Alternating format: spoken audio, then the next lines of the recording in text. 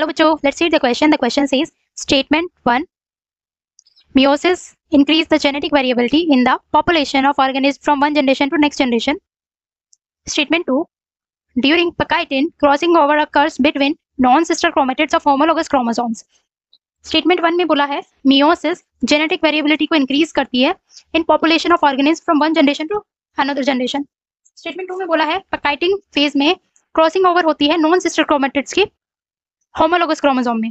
Option A, both statement 1 and 2 are correct. Option B, both statement 1 and 2 are incorrect. Option C, statement 1 is correct, statement 2 is incorrect. Option D, statement 1 is incorrect and statement 2 is correct. Now let's see key concept of this question. Key concept is meiosis.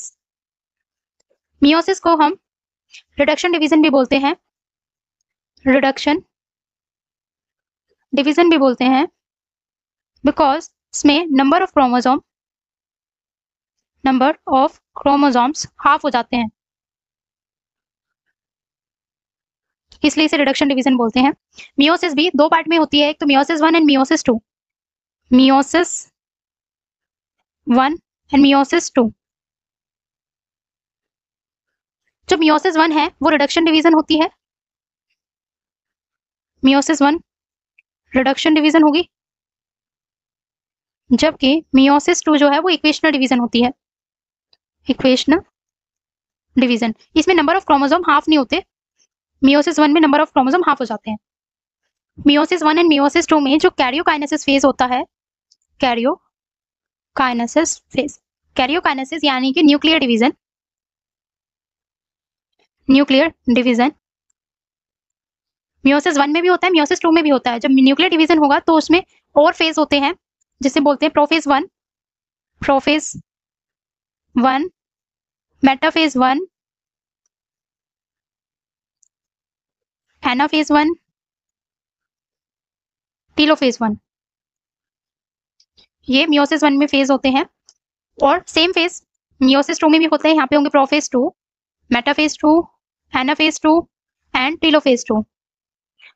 जो prophase 1 है वो सबसे longest phase माना जाता है meiosis 1 का. Prophase 1 जो है उसे लॉन्गेस्ट फेज बोलते हैं मियोसिस 1 का, longest phase of meiosis 1. Prophase 1 को फर्दर सब डिवाइड किया गया है 5 फेजेस में: लेप्टोटीन, जाइगोटीन,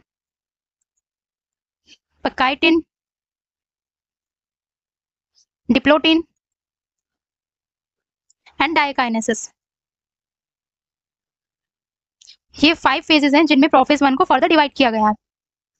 लेप्टोटीन में कॉम्पैक्शन होगा, कॉम्पैक्शन और कंडेंसेशन ऑफ क्रोमोसोम. कॉम्पैक्शन होगा क्रोमोसोम का,